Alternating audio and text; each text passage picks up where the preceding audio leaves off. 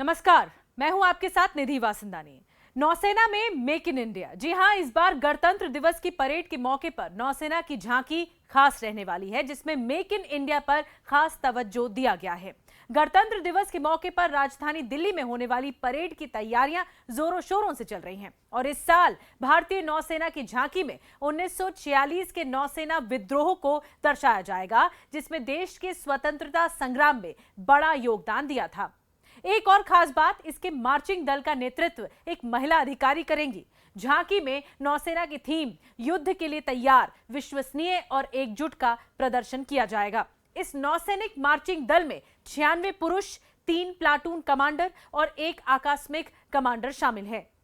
इसका नेतृत्व lieutenant commander आंचल शर्मा करने वाली हैं। 2016 में नौसेना में शामिल हुई लेफ्टिनेंट कमांडर शर्मा भारतीय नौसेना एयर स्क्वाड्रन INAS 314 में पर्यवेक्षक अधिकारी के तौर पर नियुक्त हैं। आंचल शर्मा ने नौसेना के मार्चिंग दल का नेतृत्व करने के लिए चयनित किए जाने को लेकर कहा कि ये वास्तव में बहुत सम्मान की बात है। उन्होंने कहा कि दल का उत्साह और ऊर्जा अद्वितीय है, अतुलनीय है। हमारा देश स्वतंत्रता के 75वें स्वर्णिम वर्षों को आजादी का अमृत महोत्सव के रूप में मना रहा है। स्वतंत्रता की लड़ाई में नौसेना के योगदान के बारे में झांकी में रिपब्लिक डे परेड की झांकी में विशेष उल्लेख किया जाएगा।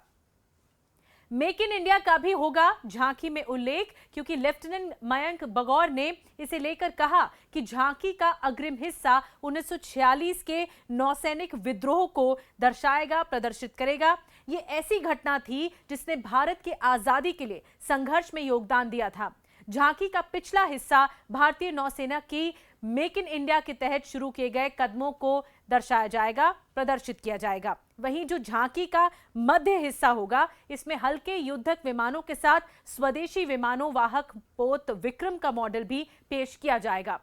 बयान जारी कर कहा गया है सेना की तरफ से कि परेड में इसके 72 व्यक्तियों के बैंड की अगुवाई मास्टर चीफ, पेटी ऑफिसर, म्यूजिशियन और ऑनरेबल सब लेफ्टिनेंट विंसेंट जॉनसन करेंगे। जॉनसन 18वीं बार गणतंत्र दिवस परेड में शिरकत करेंगे। वो ड्रम मेजर के तौर पर नौसेना के बैंड का नेतृत्व करने वाले हैं। भारतीय सेना ने शनिवार को एक बयान में कहा कि इस साल गणतंत्र दिवस परेड में 16 पैदल दस्ते, 17 सैन्य बैंड और विभिन्न राज्यों, विभागों और सशस्त्र बलों की 25 झांकियां हिस्सा लेने वाली हैं। बयान में यह भी कहा गया है कि गणतंत्र दिवस परेड 2022 में सेना का प्रतिनिधित्व एक घुड़सवार दल, 14 मशीनीकृत दल, 6 पैदल टुकड़ियों और विमानन विंग के उन्नत हल्के हेलीकॉप्टरों के एक फ्लाई पास द्वारा किया जाएगा।